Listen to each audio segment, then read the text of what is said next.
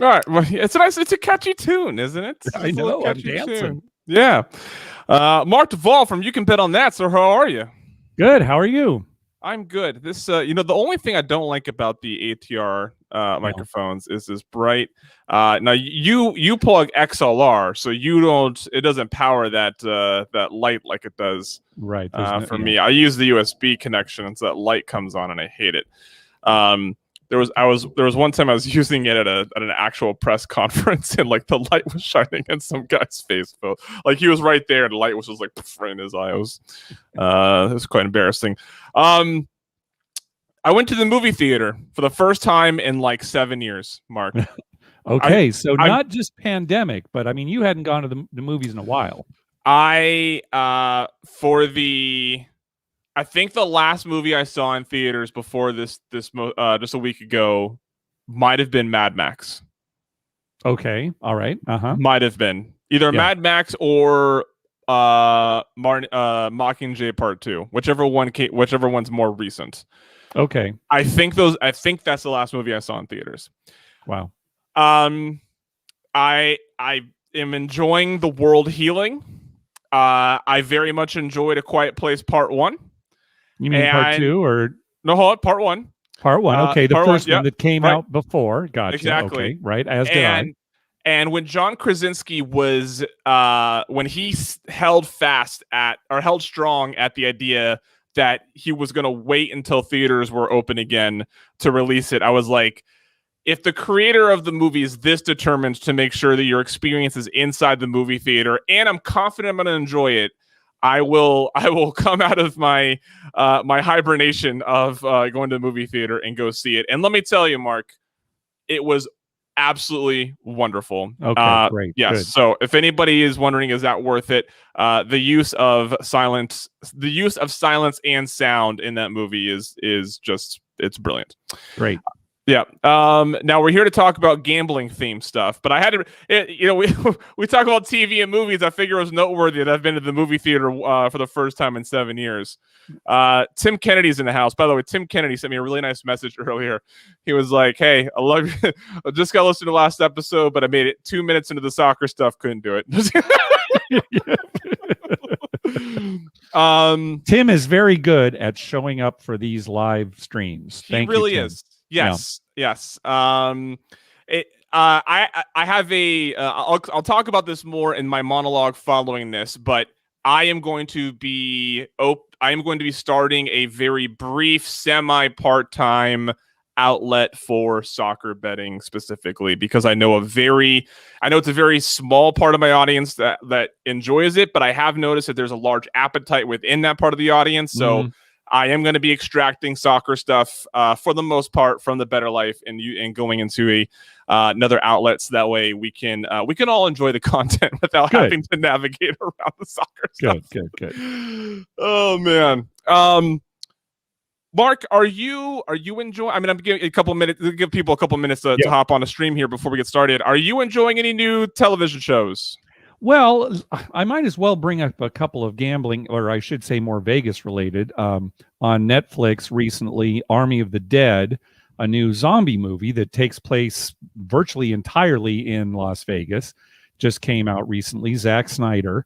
It's a zombie movie, very bloody, very gory. It might be worth it for people, though, who maybe don't want to watch the whole thing, just to watch the destruction of Las Vegas that takes place during the opening credits. Have you seen it, Tim, by any chance? I have not. I will admit, in between preparing for these, I either watch brain dead television that I just sort of have on to lull myself and to get ready to go to bed, like Below Deck Mediterranean, the reality shit. Like I've been watching that recently. That's great. Okay. Or I'm watching stuff that I'm like generally interested in to see if I catch a gambling scene that I can note for one of these episodes. So, I have not seen Army of the Dead. Okay, well, it's very entertaining, and there's a lot of Vegas in there. Destructed Vegas. That's what makes it funny and fun, is that everything is a disaster there, and the special effects are great, especially for a Netflix film. You see all this destruction. You see New York in the background and everything, and it looks pretty good. The other show I might mention, Vegas related, is Hacks. It's a sitcom on HBO. I guess it's just HBO Max, with Gene Smart as sort of a fading stand-up comic and a up-and-coming comedy writer who is helping her. And it also takes place in Vegas at a fictional hotel, so there's some Vegasness to that too. So I would recommend those for people who want some Vegas content at least. I could have sworn I saw RX Gamble talking about Hack. Yeah, on her in her feed somewhere. So it's well written. Yeah, Tim Kennedy vouches that Hacks is good. Yeah, we were hooked after the first episode. Yeah, it's very well written, and the two leads are excellent, Gene Smart and Hannah Einbinder. So yeah, very good. I do have. Let's just. I'm going to bring this up now, so I don't have to try to find the right time. This wouldn't not be a great question to end the show with. So I'll start. Is Nicolas Cage a good actor? Very good question. We're going to get to this too, because is he a good actor? He is in the right role, and this is a comedic role. It's a frantic role. He's good in these frantic, trying to get through a situation, talking like this kind of a role. He's excellent, and he's had such a storied career. It's been, he's almost a punchline because he's been in so many bad movies. But he absolutely is a punchline. Yeah. I've never seen Leaving Las Vegas, which is a kind of a dramatic role for him. I'm familiar with the story, but I've never actually seen it. And apparently he's very good in that. So is he a good actor? That's a pretty broad question. He needs the right role. And in a comedic role, I think he's still good. Okay. Well, there is an episode of Community which they make fun of the idea of whether or not Nicolas Cage is a good actor. I think about it every time I see a Nicolas Cage role, and I think, is he actually a good actor? And I confuse myself every time because I feel like I'm overthinking it. But it is a question that I feel like very, very few people feel like they have a confident answer, and because of the wide range. Look, if we were just going off of Con Air and a couple other movies, I think we could say he's a good actor, right? Yeah, sure. There you go. Yeah. All right. Should we start there since it came out first? Let's start there since it came out first, and I don't have as many notes as I do for Vegas Vacation. Vegas Vacation is full of stuff, and Honeymoon in Vegas, at least as far as the gambling in Vegas, is not as much. So yeah, let's start there. So the disclaimer for anybody who has not watched or listened to one of these types of episodes, Mark and I focus primarily on the gambling focused stuff. We do pick and choose some Vegas things that are worthwhile. If you want more Vegas deep dives or more Vegas related content, I recommend someone like 360 Vegas, who looks at TV and movies through that lens more. We focus on gambling stuff. But it was very cool, especially in Honeymoon in Vegas, since it does predate Vegas Vacation about 5 years. The old tech was actually just really fun to watch, and it wasn't just one of the old phones, but like it just felt like every scene had like a bit of nostalgia in it when it came to old tech. Yeah, it's old enough to be a part of yesteryear, but new enough that I remember it from my childhood, and that's part of the reason why I enjoyed it. I will say this too, since you brought that up. So the hotel that is prominent in Honeymoon in Vegas is Bally's. And I'll tell you, Bally's, at least as far as the inside goes, has not really changed. Sure, some of the outside and everything, but I'm looking at these inside shots, and that's exactly what it looks like. Yeah. Wait, what year was this? The machines are newer, but 92. Yeah, what is that? 29 years ago? Bally's looks the same inside. Oh my goodness. Okay. Honeymoon in Vegas stars Nicolas Cage and Sarah Jessica Parker. James Caan also plays a major role. It's funny that James Caan is actually the lead credit in a lot of places. I know it's a Nicolas Cage movie, but a lot of places that I was like looking for information, James Caan was the first male actor mentioned, which I thought was interesting. Yeah, and after watching the movie, it really is a split role, even though Nicolas Cage, I don't know, you would know more than I would. In 1992, who of these three actors was the get? Like, who do you think the leading role or leading actor going into it was? It might have been Nicolas Cage because he was hot, but James Caan probably had more clout and more pull. I mean, he's Sonny in The Godfather, right? I mean, that's his big role, and he brings some of Sonny even to this role. So, Nicolas Cage, I don't want to say he was up and coming because he already had kind of made a name for himself at that point. I'll stand by what I said. Yeah, I think Nicolas Cage maybe was kind of the bigger star at the time, but James Caan was more of a pull. And Sarah Jessica Parker had not really made a name for herself. She had starred in the sitcom Square Pegs, where she first made a name for herself. And she was in L.A. Story with Steve Martin. But she, it wasn't until Sex and the City that she really became a household name. Right. This comes out in 1992. The premise of this movie... let me just say, actually, let me say this first. My thoughts as I was watching this movie, and I ended with this thought that was strange. The premise of this movie, like I tweeted out a bunch of it, or I tweeted out a bunch. If you haven't watched it yet and you care to watch it before, I won't give any spoilers, but I'm going to talk about the premise of the movie. There's a poker game. Someone owes someone money, and someone gives up their fiance as collateral, essentially, or not getting collateral to pay off the debt. And anyway, it very bizarre. I guess in 1992, they're like, "Oh, this will be fun." I can't imagine this script makes it out of gets bought by any studio. My wife said the same thing. We actually watched it together here for a second time. We'd both seen it before, but it had been many years, and she said the same thing. Yeah, this couldn't get made today. What's interesting is it's sort of Indecent Proposal. Yes, it is very Indecent Proposal. Yep. Oddly enough, actually came out after this. When I had, in my memory, I had thought Indecent Proposal had come out first, and this was sort of a comedic take on that same story. But Indecent Proposal came out after this. You definitely have to suspend your disbelief, not just for some of the gambling things, but doggone it, for Sarah Jessica Parker going along with it. That was the thing. And how quickly she went from "this is ridiculous" to "whatever, I'm just gonna do what I have to do," right? Like she's so quick, and wearing something low cut. That was the other thing too. I know we're jumping ahead here, but she finally goes on a date, a supposed get together, and instead of being embarrassed everything, she's wearing this low cut top. So it's like, what's going on here? Hey, gotta make sure he's happy, gotta make sure the debt is paid, right? That's right. So I thought this was so the very first scene, they're in a hospital. Nicolas Cage. I'm gonna go back and forth between the actors. Names good. Yeah, but I think people will be able to. Nicolas Cage, who plays Jack, is in the hospital. His mother's on her deathbed and has this wild request to just never get married. And when I first so this is the first time I've ever seen this movie. So when I saw that, I was like, this is a strange way to start a movie. Like usually you think mothers want to their last request is go be happy, be right. And she's like, don't get married. Just nobody can ever love me like I did. From your mother. Exactly. Yeah.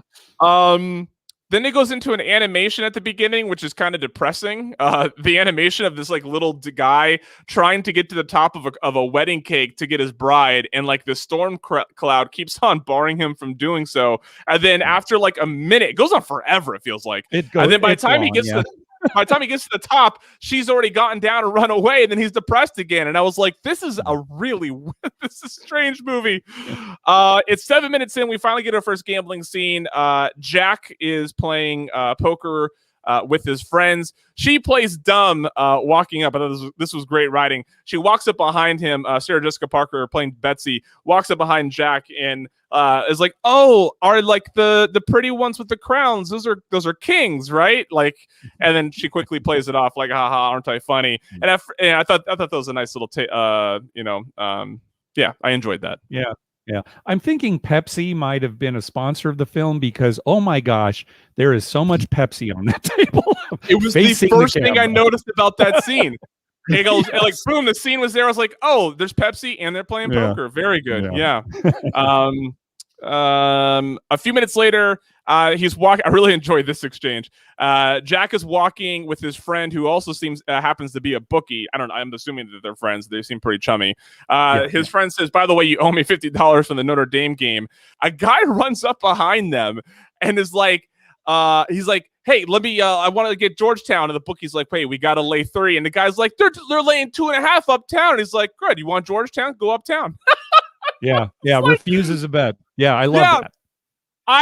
For a movie that got a handful of things kind of wrong in gambling in this movie, I thought that was actually pretty accurate to what I imagine bookmaking in New York in the early 90s would have been like, right? You can't just hop on your phone and get a better line. You might be able to make a phone call if you're lucky. So like, if you want to bet with me, the number's 3.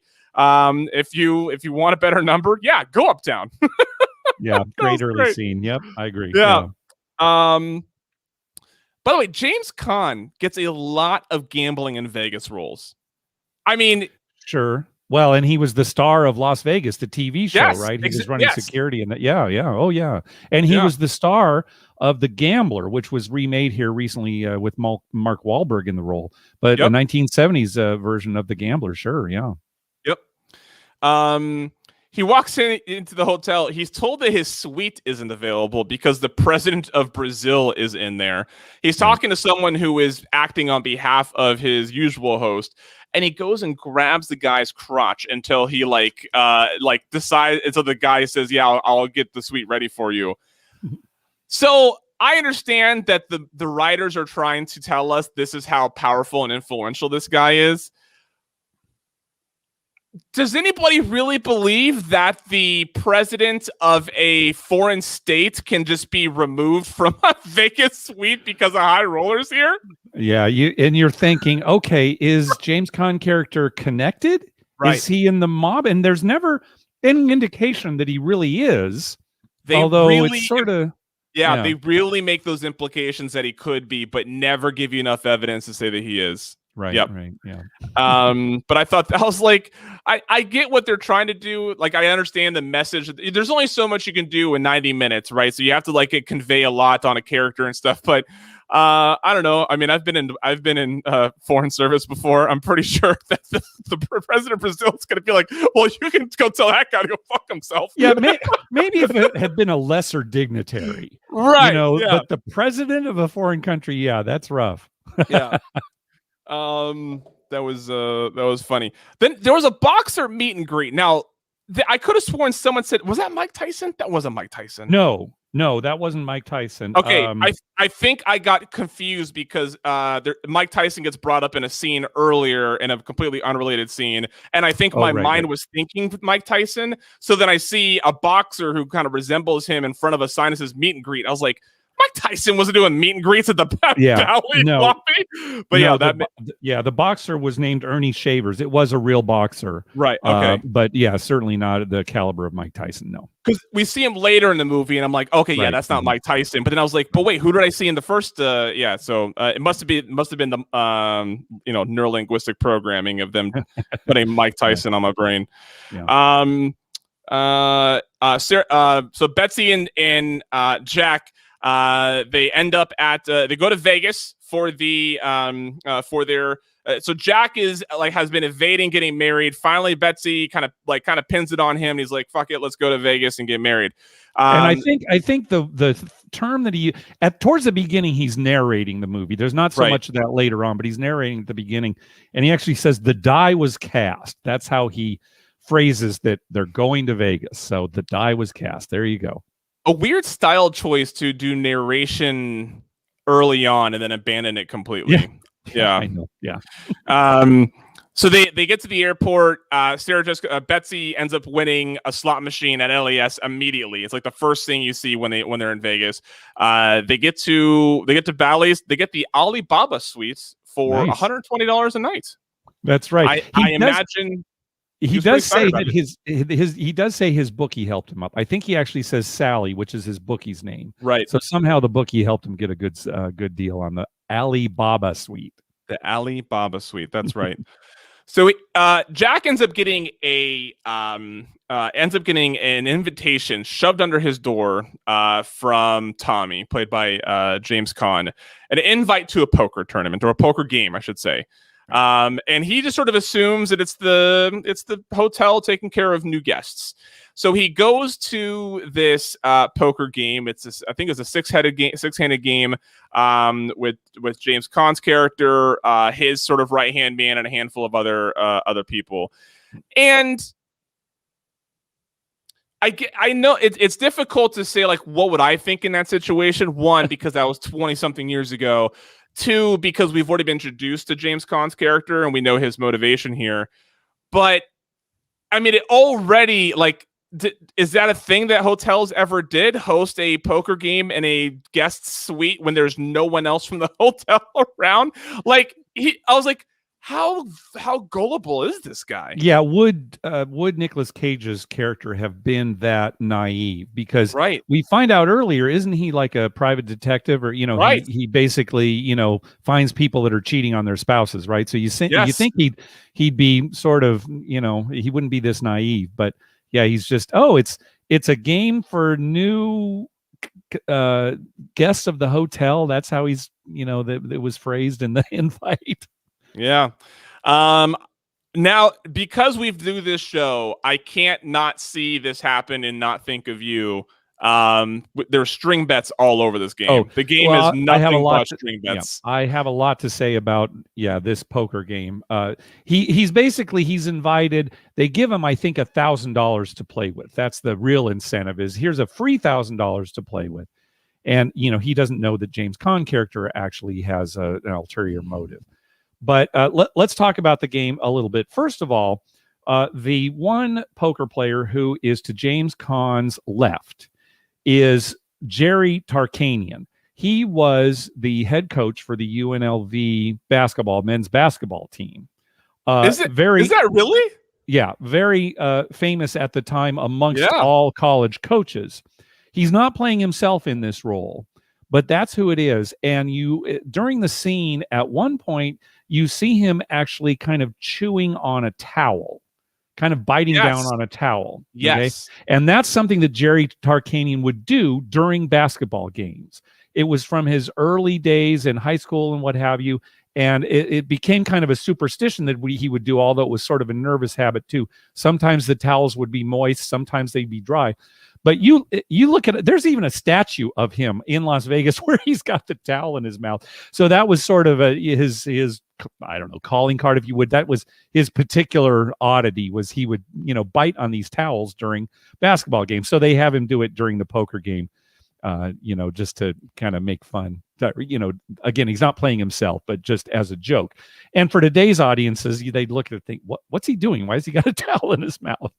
But it's because it's really Jerry Tarkanian there. So there is a very good. So if I don't know how I would direct people to this, but Chris Andrews, who is the one who works at the sports book at the South Point, he put out a book called Then One Day, full of stories from his time in bookmaking, and he also told these stories, a few times, each one on Gil Alexander's programming. And he tells a story about Tarkanian having an orange Electra from who's the basketball player who could do the finger roll? Like I can't remember the name of that. But so essentially, as a teenager, Chris Andrews ends up getting to drive around this basketball player who's like about to be in the NBA, or it was going in the NBA, his car, because like Tarkanian was like looking after it or something like that. He's like, "Hey, I heard you need a car, kid. Here, you looking after or something like that." It's a great story. Yeah. So what else do you have on this poker game? Okay, so yeah, that was basically just some stunt casting, but you're right. There's all sorts of string raises there, and for those unfamiliar, a string raises when you say, I'll call your 200 and I'll raise you 300. You can't do that in two parts. You just have to say raise. You see it constantly in Hollywood, on TV, and in movies. And again, if it's a home game, and this kind of is a home game, I guess, you can kind of overlook it. They certainly would not allow it in a casino, but definitely some string raises there. Some other things too. At one point, there's a bet of $200, and it gets around to Nicolas Cage's character, and he says, "All right, I'll call your 200, and I'll raise 100." Well, you can't raise less than the last bet or raise unless you're all in, and he was not all in.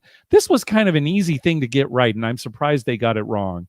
Yeah. But another thing, right? A raise has to be at least as much as the last bet.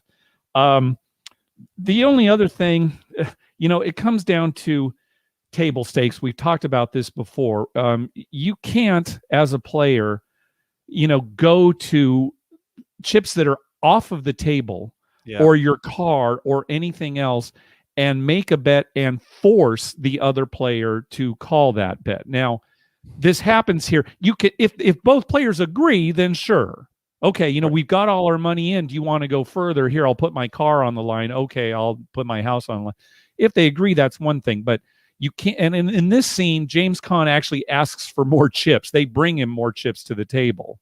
And so it's, again, you can't play you can only play with table stakes. You can never lose more than you have on there. Now, again, was there some agreement here between the two players that want, let's go a little bit further? It didn't seem like it. So that's always a problem with poker on TV and movies too. So unfortunately, there's a lot of that in this poker game. Yeah. And in a big hand that ends up becoming sort of the final hand, it takes a while for them to settle because there is a lot of this raising and stuff like that. Jack puts up a big, one of the bigger raises at the beginning of the hand, and the guy at the table says, "I don't think you have it." And Nicolas Cage says, "That's your constitutional rights." And I was like, what a bizarre response. No, it's not. I'm sorry.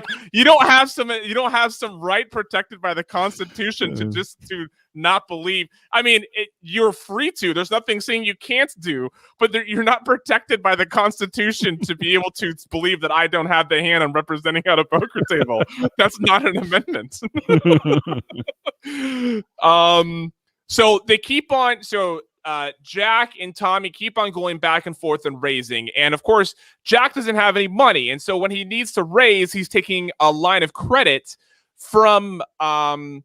And I think if I remember right, I think he actually bought into the game originally with $500. And then when he lost that, Tommy extended him a line of credit for $1,000 saying, it's like, if you lose it, that's fine. If you win it, you'll just pay it back. That was the original $1,000. Right. And then he baits him into taking out these lines, like $10,000 at a pop credit to keep on raising the stakes on this hand because he has a straight flush. Right. We know that Nicolas Cage has a straight flush. We can see it. Yeah. Yes, we know that. And I mean, as the viewer, and maybe it's because I've seen scenes like this before, maybe in 1992 this would have been a little more suspenseful, but the second he took out a line of credit, I was like, James Caan has a higher straight flush. Sure, right. Well, immediately. Yeah.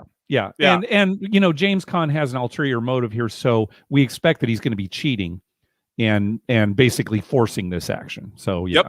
Yep. That's exact. I had a straight flush. We find out that James Caan beats him, and he yells, "I had a straight flush." I wonder how many times that gets yelled in a poker room. Ironically, yeah, right.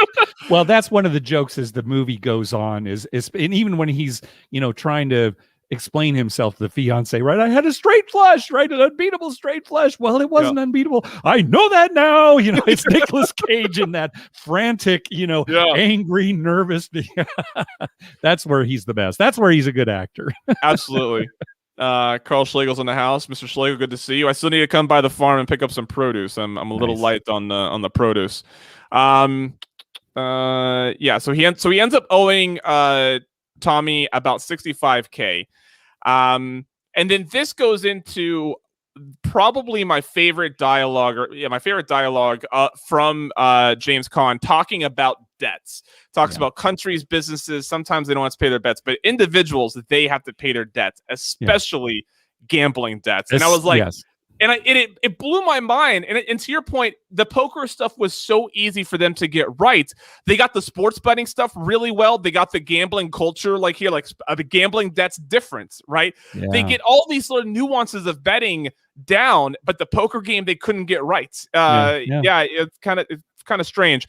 I'm not going to play. I was thinking about pulling the clip. I'm not going to pull the clip here. YouTube is very very sensitive to dodge copyright. I'm going to figure out a way to still try to reference or show the showcases in the stream. But until then, people watching the stream will just have to believe us when we say it. And I'll put the audio in the podcast. I agree with you. His little monologue there, while he's talking to Nicolas Cage's character, but yeah, that kind of is the essence of gambling and debt and bets. Yeah.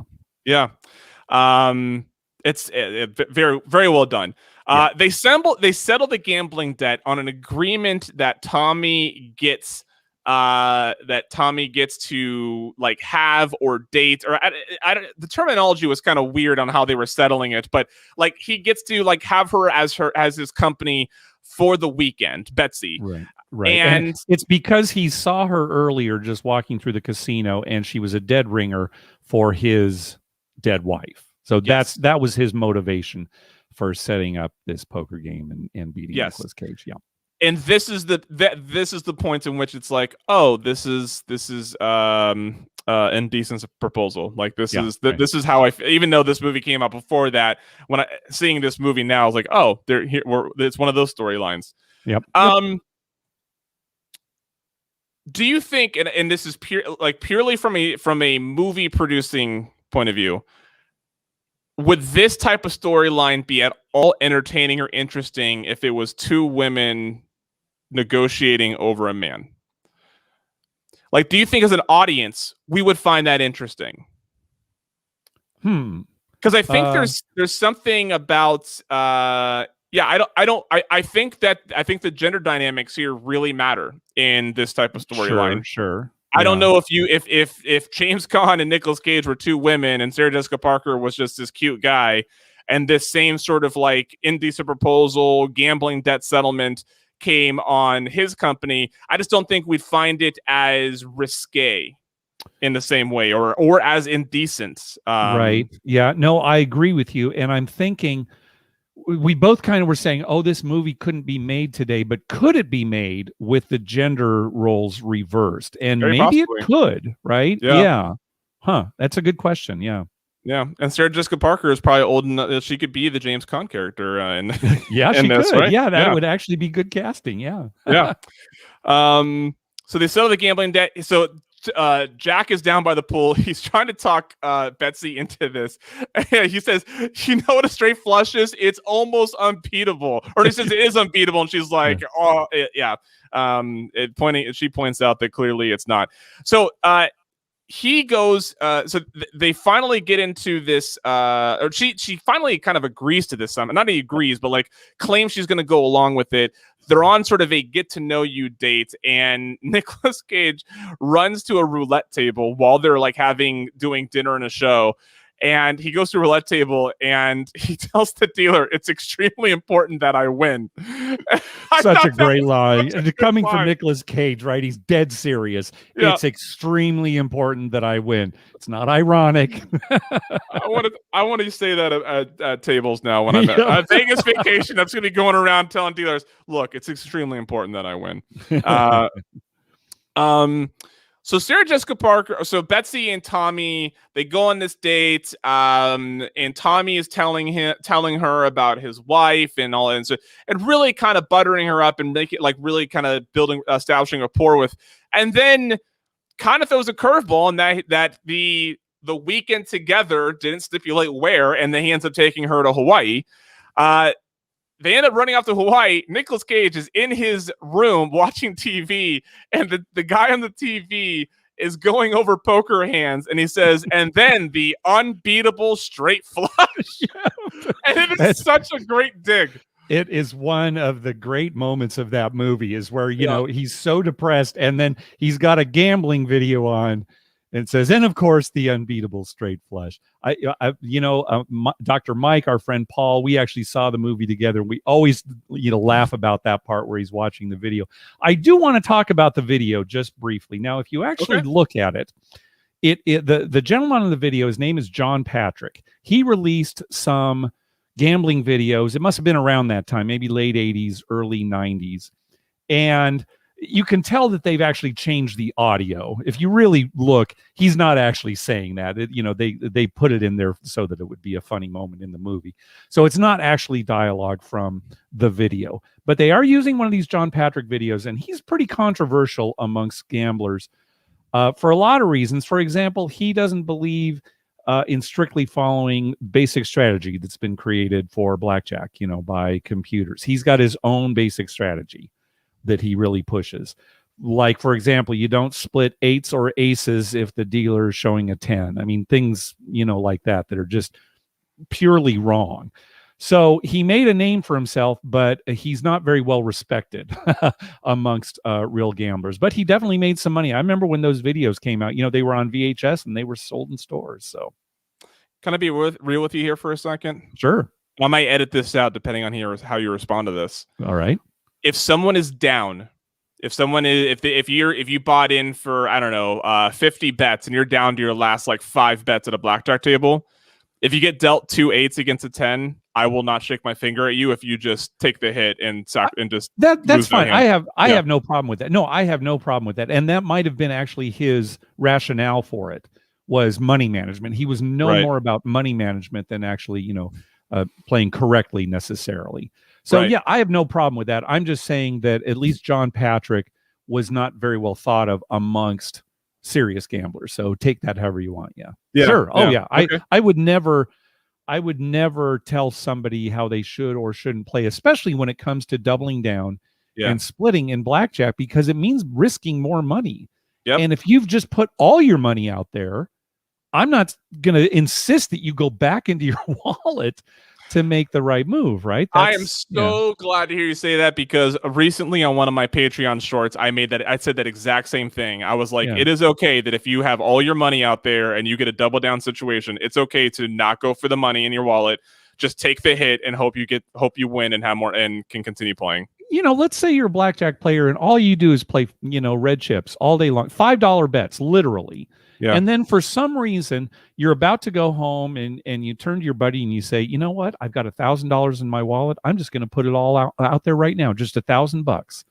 And you're dealt blackjack and the dealer's showing an ace. Yeah, take even money. Yeah. I mean, it's $1,000. You're playing way beyond your limit.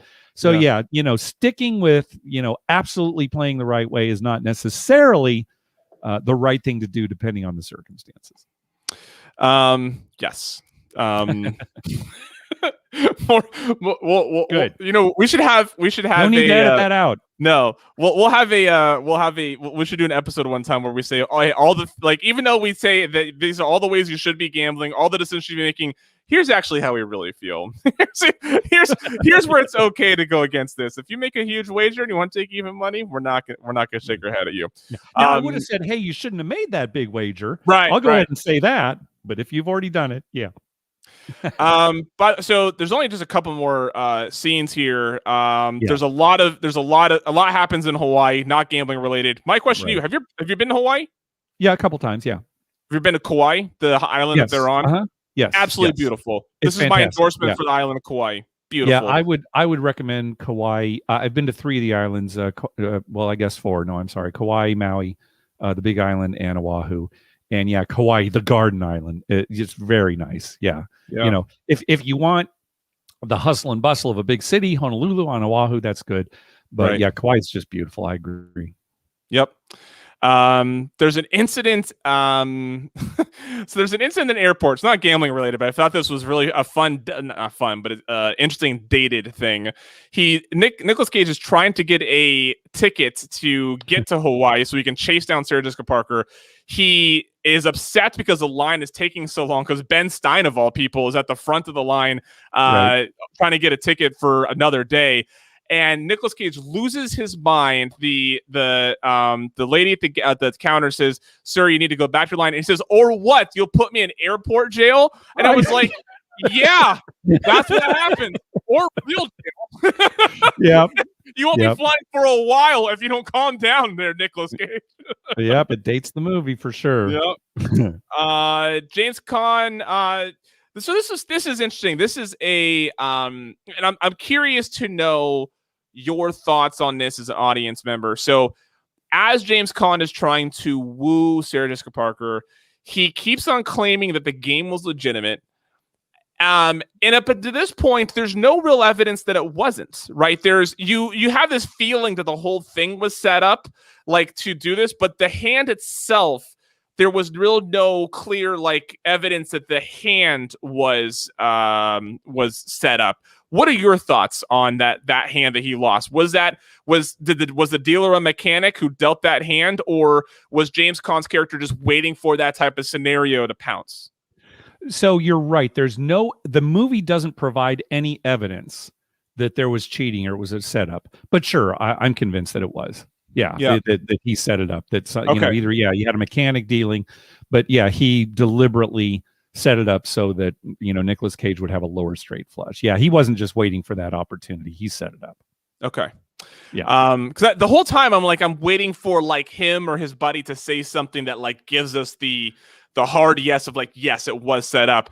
And the only evidence that we get that he's not being completely transparent about what happened to the hand is he does start lying to Sarah Jessica Parker about how much he lost, stuff like that. So the last thing I have to say on this Nicolas Cage is in San Jose. He's been flying all over the place trying to chase down Sarah Jessica Parker to find her. Again, this is 1992, right? Like, there's no cell phones. Like, he literally has to chase her down or hope that he calls a phone directly next to her. Right. And so he's chasing her down, and this was one of the funniest visuals in the whole movie. He's on a tarmac holding up a cardboard sign that says Las Vegas, like he's hitchhiking. It's fantastic. It was such a great visual. And he ends up getting on the plane, and this might be my favorite bit of the whole movie. He ends up getting on the plane with the Flying Elvises, a skydiving group who were a real skydiving group, if I remember right? Like, well, I was kind of looking into it, and I think maybe the real skydiving group came out of this movie. In other words, I don't think they existed beforehand. I think this is what actually, there was obviously some real skydiving going there, and it looked like they were really doing it in Vegas. Special effects weren't good enough then to kind of fool you. And it seemed like there was a lot of real, Elvis impersonators jumping out of airplanes. Yeah. I might be wrong, but I think it was actually, this was such a funny part of the movie, and people remembered it. Oh, the Flying Elvises, that I think it became a real thing after the fact. Yeah. That bit was very entertaining. Have you ever been skydiving? No, I said that maybe I would do. A friend of mine and I applied for the Amazing Race years ago, and I thought, well, if they have a skydive, then sure, I'll do it. I don't think I'd do it now. Just, I don't know. I think I missed my opportunity, but I like being attached to things. When you and I did the zip line up at Gamblepalooza, if I'm attached to something, I'm pretty much okay. But in free fall, I don't know if I'd be able to handle it. I mean, if something had gone wrong, we would have been free falling pretty quickly. Oh, that's true too. Yeah. It's one of those. It was that zip lining at Foxwoods was one of those moments where I was like, I'm really glad that these things work the way they're supposed to. Like, in my head, I'm like, I'm really glad that people working this are confident this is going to to the way it's supposed to. Yeah. It was me and Bogan, who's also Bogan Painter. Bogan Painter's in there. Oh, by the way, George Gervin was the name of the basketball player I was trying to think in the Chris Andrews story. Good, it's a skydiving, worth it if you want to go. I know I have a friend who actually has it as a hobby. I don't know if I'd be able to go that far. That's a lot. That's a commitment to but I've been one time. My wife surprised me on one of my birthdays, like, "Hey, we're gonna go skydiving with my friend who does it as a hobby," and it was just as thrilling as you would expect it to be. Yeah, and when you're that high, your fears go away because nothing's real. You're so high up in the air, nothing. Yeah, right. Yeah. So yeah, it was skydiving is fun. I don't think I would recommend this movie. Okay, that's fine, and I would suggest that had you seen it when it came out, that maybe you would have, that it just doesn't hold up very well. Sure. Yeah. And, you know, again, I actually saw it with Mike and Paul, and, you know, we probably went to the casino right afterwards. So, you know, we're coming at it from a different angle too. Sure. But I accept that. Yeah, I accept that. I don't think it holds up all that well, but I'm glad I got to see it again. Yes, it was. It was one. So the writing, I actually thought I didn't write down the one-liners in here. They wrote really well for Nicolas Cage's character. His little one-liners and his zips like really kind of fly under the radar because they take a backseat to the drama that he's in, but they're really like they're clever, and that's something that I don't actually really associate with Nicolas Cage is clever writing behind his acting. And I thought like there was some like he had responses and sort of kickbacks to other characters. I would chuckle like that was really clever, and they would move on from it. So I enjoyed some of the writing. I just don't know who I'd recommend it to. I think that's the part. Like, I don't know if I'd recommend it to gamblers, and I don't know if I'd recommend it to non-gamblers either. Like, it really rides this line between which audience is this really for. I would recommend it to someone who's interested in Nicolas Cage. That's for sure. Like, if like his history of films, and it's like we said, you know, this movie probably couldn't get made today, because it's like, wait, Sarah Jessica Parker's character is going along with this. What's happening here? What is her motive? I don't think she'd be with either of these guys. What's going on? We've seen Taken. We know what happens here. So you're telling me that Liam Neeson's daughter, who is super smart and should know better, and in a much different time, ends up getting kidnapped. But Sarah Jessica Parker, 20 years ago, who doesn't know this guy's like, whatever, I'll get on a plane and go to the most isolated island in the world. That's where I'll go with this guy. That's right. I do want to mention one more line. We find out a little bit later that his bookie, Sally, is a dentist, which I thought was very appropriate. We all know a good dentist. Yeah. There are a couple scenes where he's actually working in his office, and you see, you know, right next to his dental chair, he's got like 3 monitors with sports going on, and he's obviously answering the phone as a bookie, and he takes Nicolas Cage's call at one point, but right before he does, he turns to his patient and he says, "It's 8 to 5, you're going to need a root canal." So even, you know, that right there, it's like, okay, we're getting some more gambling in here. 8 to 5. I forgot to write that down because it didn't dawn on me until the next scene. I heard 8 to 5, and I thought maybe, is he like maybe it's 8. Like in my head, I was thinking time. And I was thinking like, maybe it's like almost closing time, and he's just like quickly getting like, it's 8 to 5. You're getting a root canal. Let's get out of here. And then it wasn't until like the scene was over that I was like, no, those were odds. And then I was watching the next scene already, and I forgot. But yeah, so I appreciate you bringing that up. That again, a really great nuance of gambling. That they get right. And Bogan Painter, by the way, is saying that he's on a bunch of people on Amazing Race. I went to high school with the children of one of the casting directors. Yeah, interesting. Yeah, cool. I would have loved to have done it. I think my time has passed. I think I missed my opportunity physically being able to do it. I don't think that I would be interested in doing it. I don't know. So there was a show. I can't remember what it was called. It was like a backwoods race. Right, like I can't remember what it was called, but it was like a 100% nature race, like team of 5. Oh yeah, Eco Challenge. Is that what you're thinking about? Eco Challenge? Yeah. Oh yeah. If I had the opportunity to do that, I would do that. My wife and I would 100% join a team to do that. I think you'd be great at that. Meanwhile, I just like lying down on the bed, eating candy and chips, and watching, you know, leeches go up people's genitalia on these things. I'm just going to sit back and enjoy the show. So I wouldn't be able to do like Naked and Afraid or Survivor, Yeah. but like the physical, like the logistics and the strategy and everything. Because I mean, not that my wife and I are doing anything like through the deep wilderness, but everything takes planning and exerting yourself, and yeah, it's fun.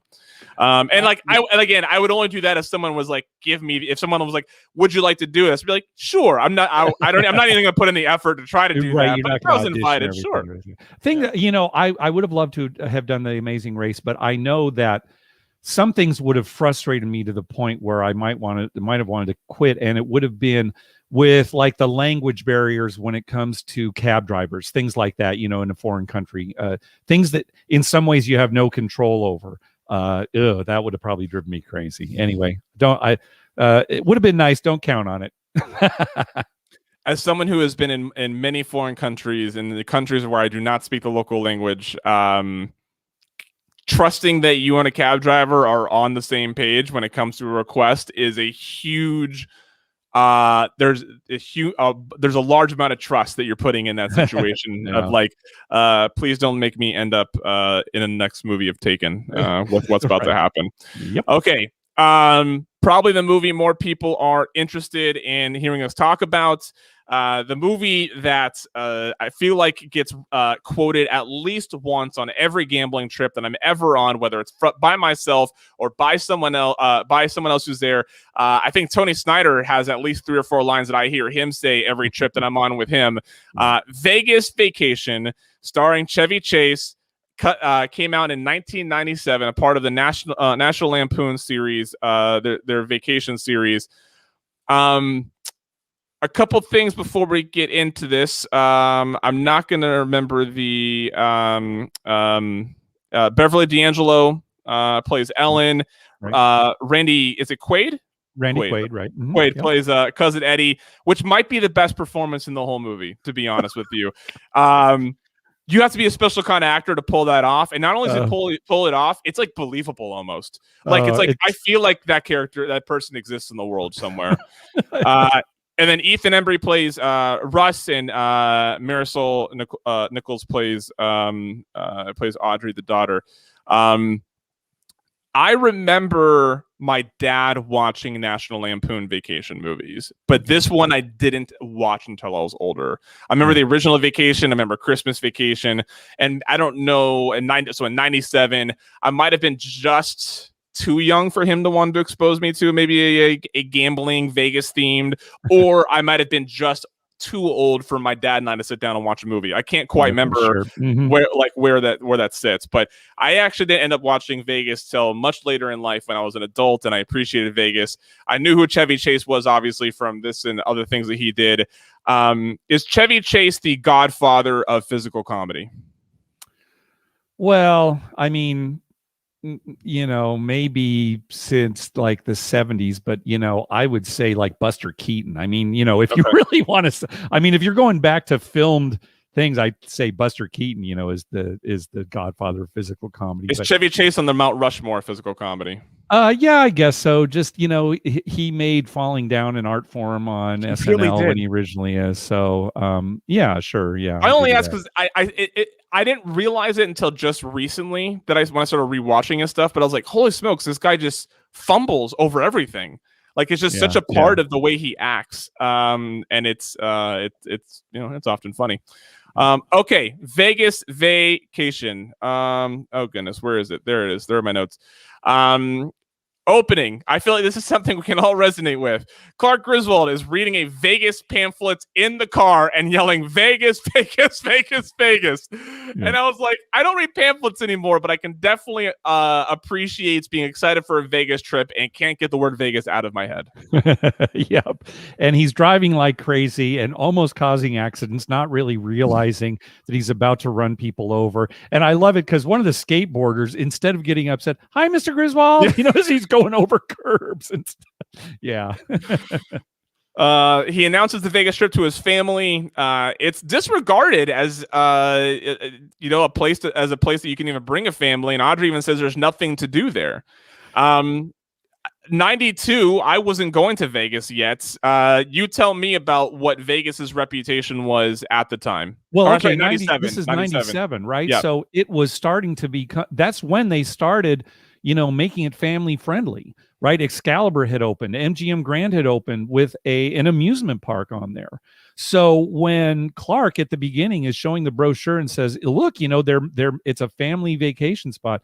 That's what Vegas was trying to do at that time. Yeah. Yeah. By the way, Bogan gave us the rankings of the vacation movie. He says Vegas, European, the original, Christmas, and then the Ed Helms POS. I thought Ed Helms was actually a really good casting for that role. I think they did a poor job making the movie. Yeah, if I was going to list them, I wouldn't include that one. I realize it's, part of the, technically, part of the universe, but yeah, I'd probably put the original on top, then I'd put Vegas next, then Christmas, and I'd put European at the bottom. Okay. That's my list. Yeah, okay. Carl Schlegel says the Christmas one is the one seed and he will die on that hill. Very good. All right. And yeah. then Bogan says I'm not a Christmas fan. I can understand not liking Christmas Vacation. Hey, I'll tell you, and I know this is controversial for me to say, but I don't think any of the vacation movies are all that good. All right. So, I'll just lay that on the line, and there you go. If you enjoy watching them, more power to you. And I certainly enjoyed watching Vegas Vacation again. So, whatever. So they get to Vegas. Clark Griswold looks at Vegas the way we all look at Vegas the first time we visit. I mean, he is just bright-eyed, mouth agape, just cannot believe that he's in Las Vegas. I felt very seen in that display. They stay at the Mirage, which I meant to look to see how long would the Mirage have been open by this point. I'm gonna just think Mirage was 89 or was it in the 90s? I'm actually gonna look it up, but it would have been almost 8 years old at that point. Something. Okay, like so that. It would have been around for okay.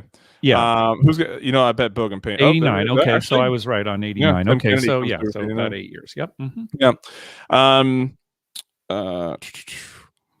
Some of it I didn't see who. I have the quote here: "Blinded by glitter and the almighty dollar," and I think it's Audrey who says that. That sounds right. Yeah, it's a very what I loved about that line is that encompasses the view that any non-gambler has about Vegas. Mm-hmm. Really, right? Yeah. Like that's just how they perceive Vegas to be, especially the people who go there. There's some of these lines that as I read, all I'm hearing is the 360 Vegas podcast intro. That's right. Yeah. They put the machines that pay the most right in the front. Yep. He puts in $5 and he wins. Yep. He wasn't wrong. He wasn't wrong. Russ ends up getting carded, which I thought was, there's a moment in, I don't know what age it is, but there's a point in becoming an adult, or while you're an adult, that you transition from being upset that you're getting carded to flattered that you're being carded. Yeah. And I feel like I'm in that transition right now. Oh, very nice. Yeah. I always kind of looked older than I was, so I didn't have to get carded when I was too young. And then, once I was old enough, I wasn't carded very often. I went through most of my 20s with a military short hair everywhere, and I just looked young, and I definitely looked like someone who'd be trying to be somewhere he's not supposed to be too. Yeah. Clark buys in at the infamous blackjack table, up against the dealer played by Wallace Shawn. This little back and forth, this dynamic that they have between them is a pleasant sort of runner that they have going through. It's so pleasing, I think, even as the gambler, to see a vindictive dealer played this way, right? Yes, we've all dealt with asshole dealers. We've all dealt with like annoying dealers, rude dealers, but there's something about this guy isn't any of those. He's just vindictive. Like he just wants to take Clark's money. Right. And it's just, I every time I watch the movie, I enjoy watching a dealer get portrayed that way. He claims that. Go ahead. Well, I was going to say, Wallace Shawn, everybody kind of knows Wallace Shawn, even if they can't think of his name off the top of their head. And he's probably best known for Princess Bride. But this might be his best role just because everybody remembers it because, his voice, changing 500, and he just really wants Clark to lose, right? It's like a battle. Yeah. A great role for him. Yeah. Clark claims that blackjack is the only game that smart people can get a mathematical advantage over, and then it's clear that he doesn't know how to apply that. Yeah. Then the family goes to a Siegfried and Roy show. Have you ever been to that show, Mark? No, I never went to that show. I didn't go to a lot of Vegas shows. My friends and I were going there to gamble, and if I would go to a show, it'd be if I was with my family. So I've been to very few Vegas shows. It is nice to kind of see it captured, though, on film, kind of a throwback, although it is a little eerie to see Roy kind of interacting with the Tigers. But yeah, I'm glad that we kind of get a glimpse into that show, what it was. This scene did not age well. Yeah, right. Have you ever been invited on stage? I know you don't go to a lot of shows, but have you ever been one of these people, one of these poor saps that get invited on stage? Yeah, no. I am a very adventurous person. I like being involved in things. I like participating, but there is when I'm at a show, don't interact with me. Yeah. Give me the show. Yeah. And I actually feel the same. I feel this most strongly when I'm at a comedy show. Tell me your jokes. Don't get to know the guy 3 people down from me looking for a reason to make fun of him. Now, if they quickly if they quickly get onto it on getting it a part of the joke, it's a part of the routine, that's fine. But there's sometimes there's comedians that are clearly looking for the joke in their interaction with the person. I'm like, I didn't pay for you to discover a joke, man. Or I didn't pay to come here so you could discover a joke with the poor guy from Chicago, right? Yeah. There are a lot of us who don't like audience interaction shows. Yep. So, for example, I haven't been to Absinthe, but if you ever go, sit towards the back because I guess that's a big part of their show as well. Yeah. That is exactly what me and my friend did when we saw Absinthe. We knew that it had that reputation, and we went to the back row and loved it. Absinthe good. Yeah. I felt so seen in this writing. How'd you do with the tables? I'm about even. Yep, I wrote that down too. How many of us have said that? I'm about even. And does it ever mean you're about even? Never.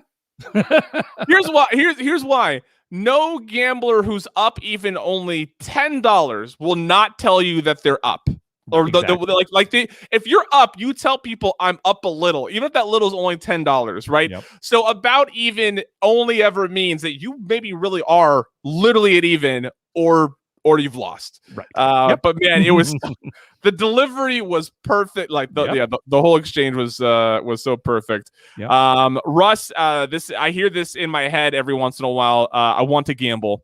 And it's probably the line from Vegas Vacation that I recite the most, because no one hears me when I say it, because I'll just be by myself and just be like, I want to gamble. I want to gamble. That's right. And the line, and of course, Russ is underage in this movie, and Chevy Chase, Clark, he says, Russell, I never want to hear those words out of your mouth again. Gambling is very serious business. Is that clear?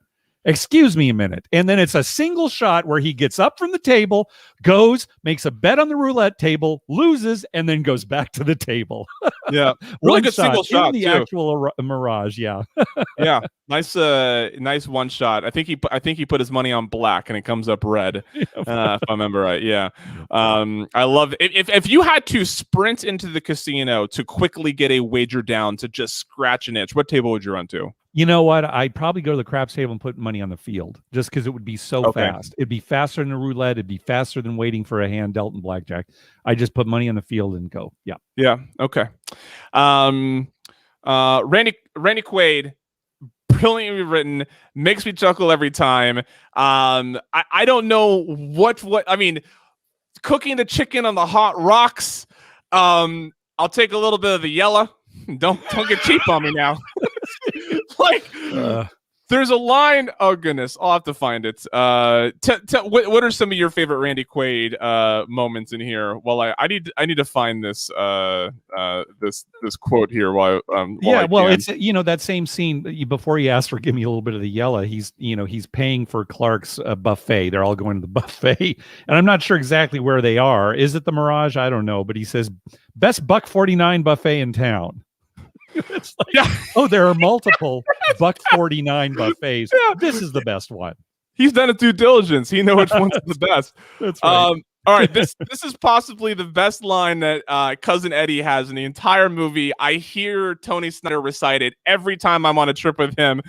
Clark says, "Eddie, has anyone told you ever that you're bad luck?" And Cousin Eddie says, "Those are my mother's dying words. But I guess if your body's covered in third-degree burns and your foot caught in a bear trap, you tend to start talking crazy." Yep. I really wish I could. I want to know who wrote that, and I want to know how long it took them to get to that joke. Yep. It makes me belly laugh almost every time that I hear it, and it's one of my favorite things we hear people. And what's funny is Tony will do it just out of nowhere. We'll just be playing craps, and all of a sudden, in my right ear, I just hear Tony saying, reciting that line. Yep. But yeah, Randy Quaid as Cousin Eddie is my vote for best performance in Vegas Vacation. All right, sir. They go to the desert, they go to the dam, they're at pools. While they're in the hotel room, the news announces a flood at the Hoover Dam, which is a callback to one of the scenes they're in earlier. And after the news is delivered, the newscast ends with, "And now back to gambling." Back to gambling. Yeah. And then on the TV, it's just showing all the games that they offer. Yeah, that's great. Yeah. Yeah, that's that's the kind of newscast I need to hear. Clark tries tipping the doorman at the Wayne Newton show in coins. I thought that was there's just a whole generation that's gone, right? Coins in any sort of scenario in Vegas or in anywhere, right? If I have coins in my pocket, I have to think, how did I get these? Right? Sure. I literally go through, I jog my memory of how did I end up with 37 cents in my pocket? Yeah. It's so bizarre. Another great gambling line. "I'm just trying to get even, Eddie." Yep. The gambler trying to get even. Yep. Russ gets a fake ID. Did you ever fake ID? I think statute of limitations says you can admit to this. Did you ever? No, I just didn't it just wasn't my thing. I remember once I did go to a bar with some friends. I didn't realize they were checking ID, and I gave them my ID. And I was only 20 at the time, and he let me in. I don't know if his math was wrong, or he just thought, well, a guy who's giving me an ID must be 21. But no, I never had a fake ID. I never had a fake ID. I never really needed one. When I was underage, we just did house parties. We didn't bother going to bars or anything. Yeah. And then by the time but I remember being in Jacksonville, North Carolina. I was just freshly 21, hanging out with a bunch of Marines. We'd go down to this place, Wilmington, which is a half hour south, and we'd go there to go to the bars and stuff. And we would have 19 or 20-year-old Marines with us. And usually, what the play was find another Marine who's not going out that night and borrow their ID if you look like them, right? So if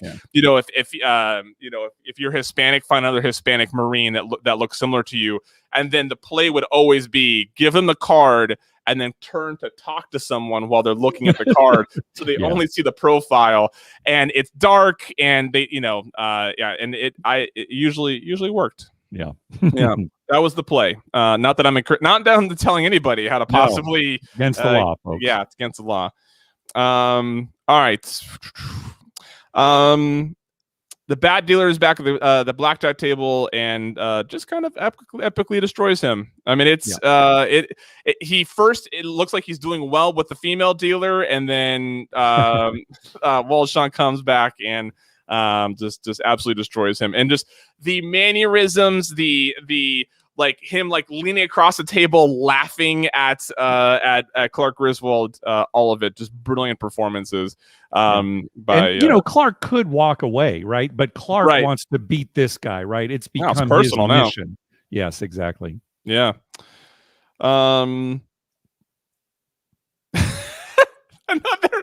when Eddie is trying to convince Wayne Newton to let him be a security guard, he's like, "I'd die for you."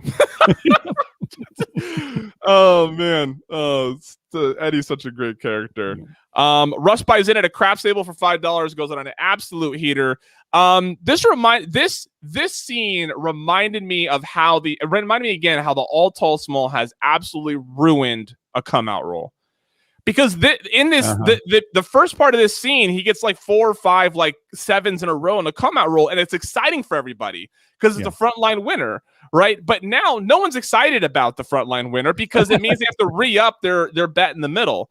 I don't think I think my biggest gripe about the All Tall Small is that I feel like it's ruined come out rolls.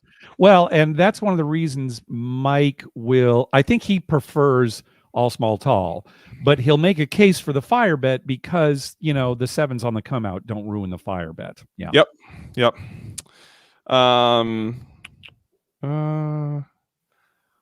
Clark is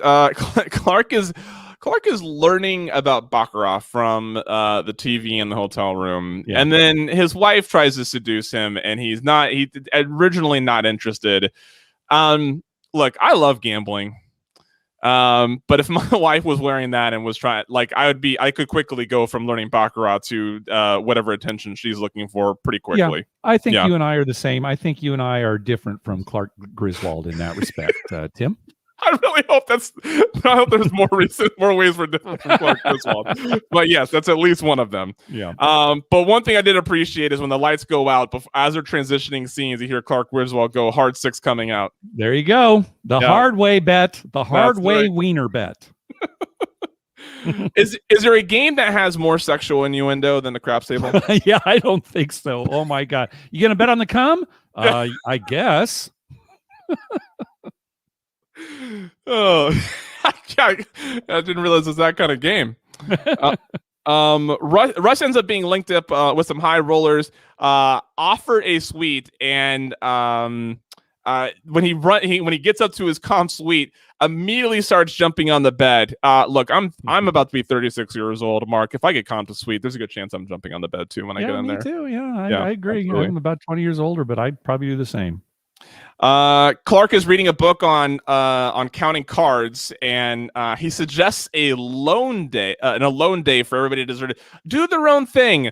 Look, I'm telling you right now, I do not have a family, but I guarantee you that if I was in Las Vegas, where I probably had to do some heavy convincing to my wife to let me go there with Martu, I don't know if I'd leave Vegas alive. I would be in the desert if I suggested, now that we're here as a family, you guys do your own thing. I'm going to do my own thing. She'd be like, okay, you're not leaving here alive. This is the last time you're doing this. Yeah. The book that he's reading, I looked it up just to make sure. It's called Counting Cards Made Easy. I just wanted to make sure it wasn't a real book, and I couldn't find it anywhere. The only reference I found to it was the movie. So looks like it's just a made up book. Yep. Yeah.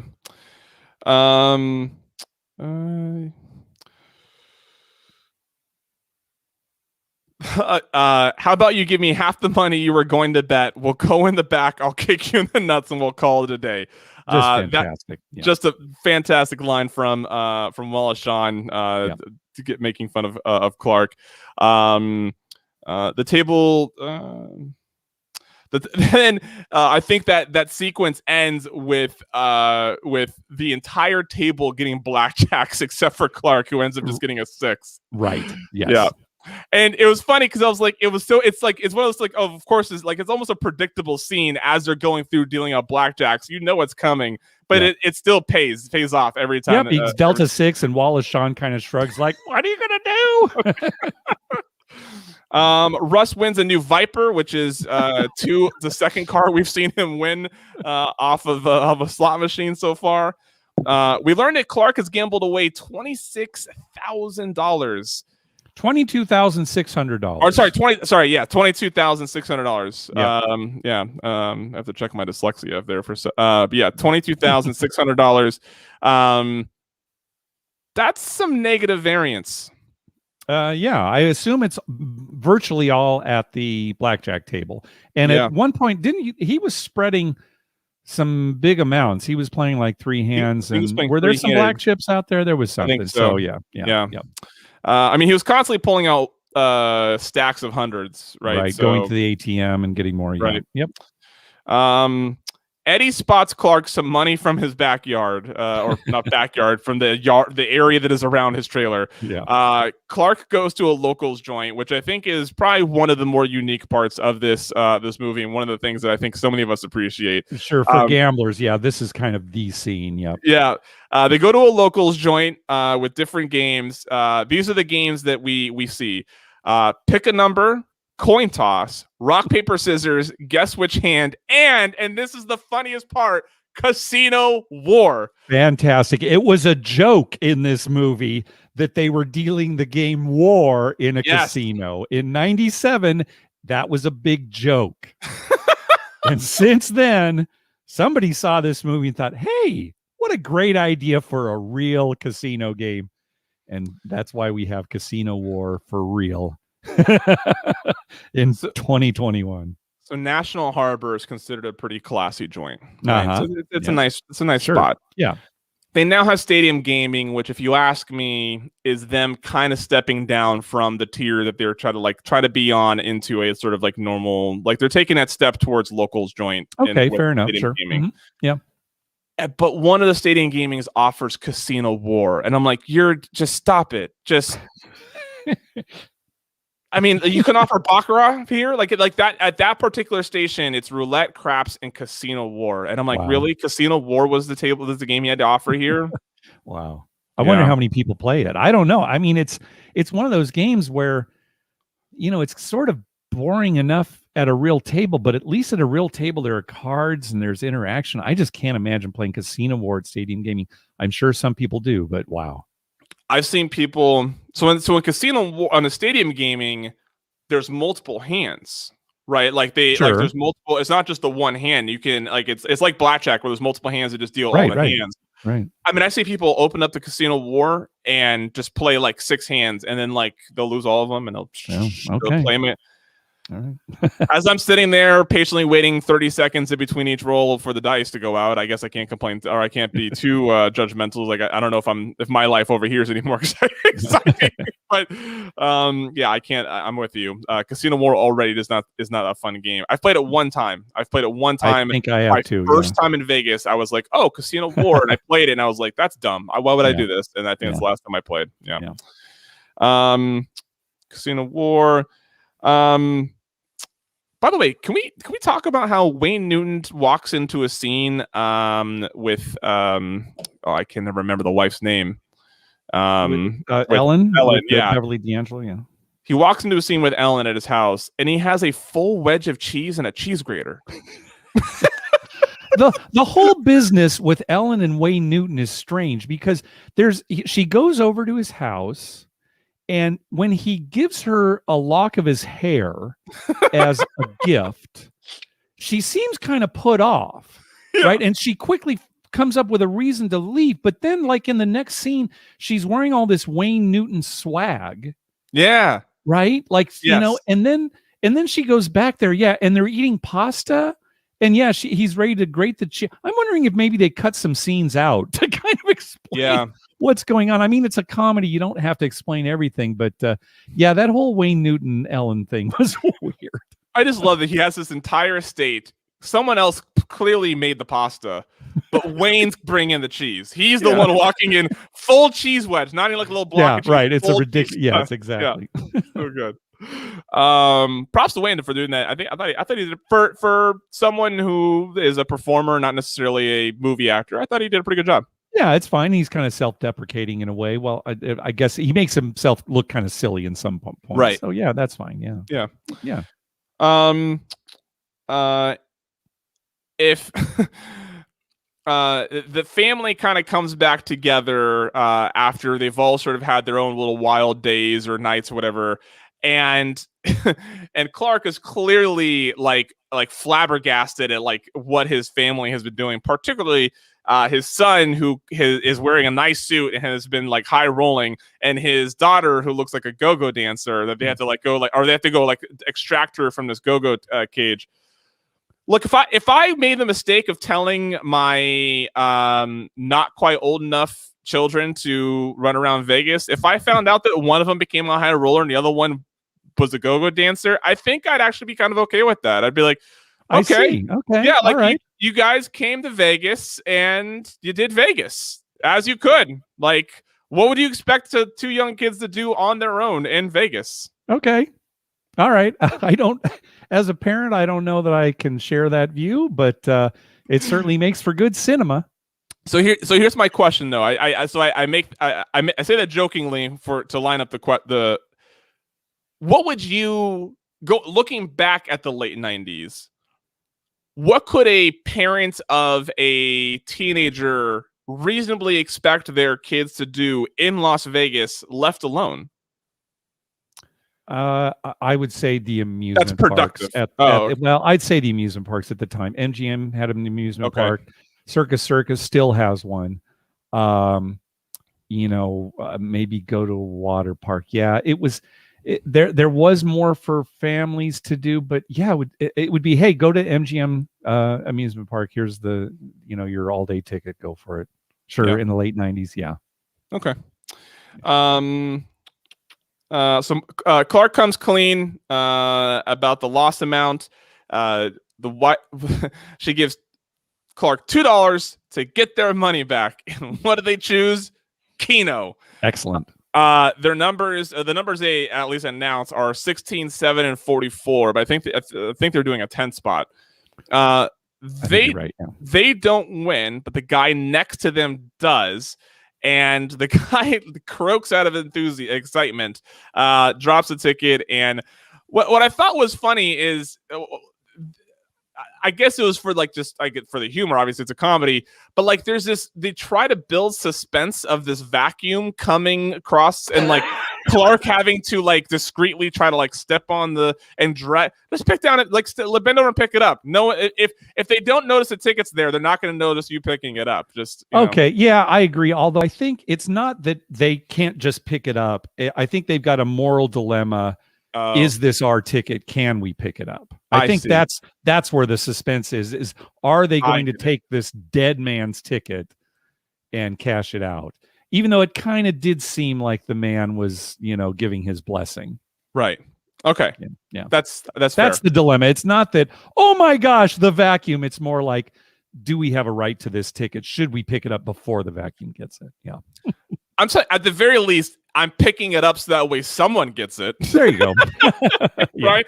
Even if it's determined I shouldn't have it, let's make sure someone does before it goes into the vacuum. Yeah. When they're walking away from this win, and before we learned about the cars and stuff, Clark has this really great monologue. Gambling is what made America great. You see, kids, when Columbus set sail on a little rickety boat and let it ride all the way to the New World, it was a gamble. Ben Franklin, Thomas Edison, Albert Einstein, all gamblers. Yeah. Yeah, and it's that Chevy Chase, kind of kids, we've learned something, it's that Chevy Chase character. Yeah. Yep. And then we learned that Russ won 4 cars. By the way, Audrey really got shafted with that really bland looking white car. Yeah, I was thinking the same thing. Yeah. Yeah. I was like, it must have been a promotion or something. Cause I was like, those are 3 pretty rad cars. There's a Mustang, a Viper, a Jeep or a Hummer or whatever yeah. And then this like station wagon looking white Ford or something. And I remember thinking like, what were they trying to be realistic in that? Oh, they wouldn't all be cool cars, or like, was that a hype thing in '97? This weird, I was like, what a weird choice to have this bland looking station wagon type car or like a wagon. Yeah. Weird. I didn't think about it, but you're right. Yeah. Yeah. And Audrey gets to drive that stupid car all the way to Chicago. Yeah. Yep. This is not a movie that I would recommend to the average person. I would recommend it to people who are excited to go to Vegas and want to watch Vegas-related movies. I would tell them, watch this simply because it's funny. And it's a nice little glimpse into older Vegas, and it's a nice little, it makes fun of gambling in a lot of good ways. Yeah, yeah. I would definitely recommend it to any gambler who's never seen it because of a lot of the lines that we've brought up in, I'm about even, I want to gamble, I'm just trying to get back to even, Eddie, stuff like that. Yeah. There's one. Oh, where'd it go? Bogan Painter made a really great. Yeah, that's a great point though. The damn scene is too long. That I remember thinking that as I was watching, I was like, they really leaned into this damn scene, and I didn't. The damn jokes were kind of funny. The Clark getting lost and having to climb his way up, I don't know if that paid off for the time investment into setting that up. Yeah, I agree. Yeah. Yeah. I mean, it almost seems like it doesn't belong in this movie. Yeah. Yeah. It really feels out of place. Yeah. Yeah. Yep. Yeah. Okay. That's Vegas Vacation. All right. Let me go through a couple of my notes here, and I'll kind of go through chronologically.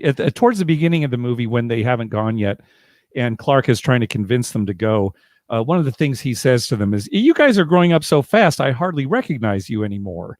And that's sort of a meta joke, because the first Vacation movie came out in 1983, and this one was 1997. And, these characters are still kids, and they're being played by, different actors. So kind of just a fun meta joke.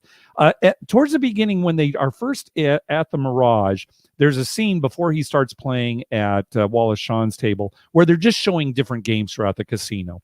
And they stop on a craps table, and I paused it because I always want to see, hey, does this look right? Does everything look right on the craps table? And it did look right. There were maybe too many bets. That's kind of happens. But they were all kind of in the right spot, and everything looked good. And I was just about to hit play when I noticed the logo, the casino logo, in the bottom left hand of the shot. And I looked and I thought, well, that's not the Mirage. And I looked and looked. It was actually a craps table from the Aladdin. So I don't know if this was stock footage or, where they got it from. But for whatever reason, it was the old Aladdin, which is where Planet Hollywood is now. So if you ever, it goes by so quick. But it's very clearly you can see the logo from the Aladdin. So, okay. Also, in that first scene with Wallace Shawn, constantly the cards are changing from shot to shot. There's one where, Clark has a 20 and the dealer has blackjack, but then, the next shot, it's the same hand, but Clark has 18 and the dealer has 19. And it happens a lot. You think they'd be able to kind of deal with that, but the cards are constantly changing. Even when Wallace Shawn beats him with a blackjack, on one shot, it's like an ace and a face card, and the next shot, it's ace and a 10. So I don't know. That's always, things that I'm always looking for is that consistent in the gambling. There is one scene, I think it's the scene where Russ is betting that $5 on the it might be a different one. There's one scene where it's the come out roll, but you see some chips in the come. And it's a loser. Oh, it's when Clark is playing craps. Okay. And it's a 12, and he's kind of distracted by Eddie. That's it. He loses on a 12, and you see the dealers. There's a close-up of them taking the pass line, but there are a bunch of bets in the come. So another little thing there. Okay. Let me ask you this. Okay. When Audrey goes out with her cousin and is kind of living it up, for some reason they're with some Beatles impersonators. Yeah. I don't know why. Any idea why that might be the case, and any idea why there are only 3 of them? It looks like it's John, Paul, and George, but there's no Ringo. Any idea where that's coming from? I don't know where that's coming from. I guess while I'm watching it, I'm just assuming, they're just showing how weird Vegas can be. Like, that's kind of like what it was. I imagine, if I was taking a wild stab at what that was, I'm going to guess that they were trying to show how weird Vegas can be, where there's maybe impersonate, like people do weird, people have weird side gigs in Vegas, and sometimes maybe that pours over into their personal life. I don't know.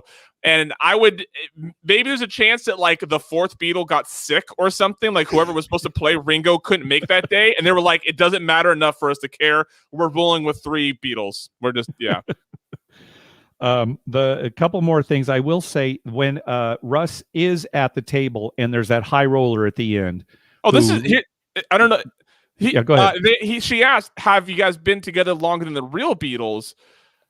My Beatles trivia is not Great. Did like who like when the Beatles split up, like who was the first to leave? Who was the there's all sorts of things like that. Okay. But supposedly it was John going off with Yoko, and right. It's you Okay. probably get a lot of answers. I think that if you ask the real Beatles, they'd say, "Oh well, it was time. We kind of all agreed."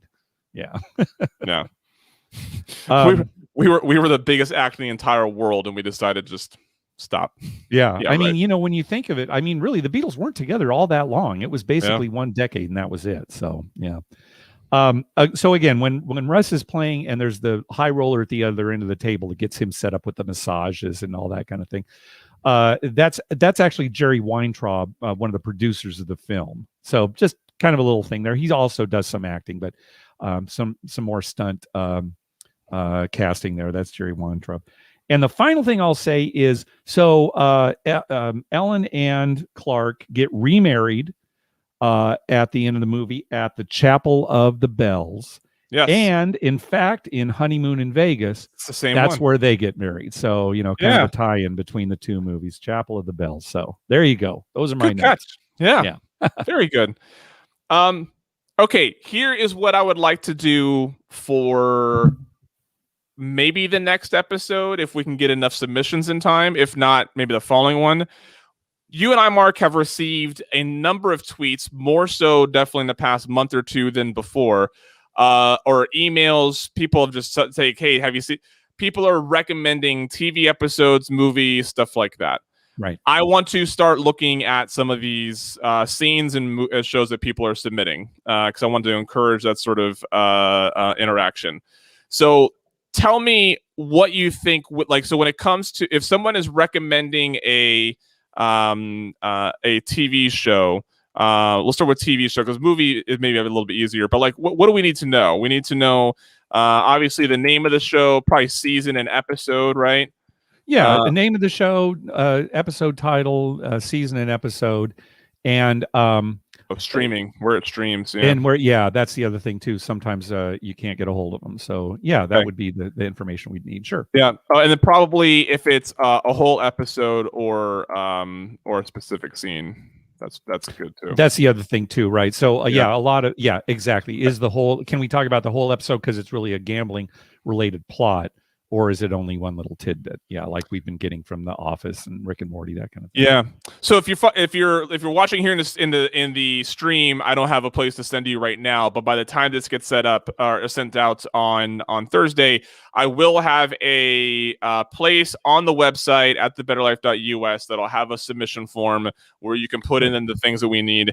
And if we get enough of them in the next 10, 14 days, then I think we can turn around the next episode. I'll have a couple more I'm looking forward to talking about Empire Records, which watching this reminded me of, because the actor who plays Russ also in Empire Records. Empire Records has a great crap scene at the beginning of it. So, okay, good. So I'll be bringing that to the table. Mark, I'm sure you can find a scene or two from a movie or TV show. I heard you watch this stuff. Anytime you want, I've got plenty of episodes and movies. So just let me know. Very good. Bogan said his first trip to Vegas was to go to a wedding at the Chapel of the Bells. Look at that. That's a good story. Yeah. Yes, Empire Records is a great. Why don't you shove those up your ass? Because it would hurt a lot, Warren. Oh man, I can't wait to watch that movie again. Mark, 90 minutes seems to be our sweet spot on these. I feel like, well done. I think we've done it. The plan will be to try to do audience submitted stuff next time. If in a couple weeks I don't feel like we have enough, I will tweet out, or I'll talk with Mark first, and then I'll tweet out what we end up deciding we're going to discuss. Perfect. Sound good? Yep. That's right. Dan the man, save the empire. All right, Mark, always a pleasure. Everybody, thanks for listening. All right, thanks everybody.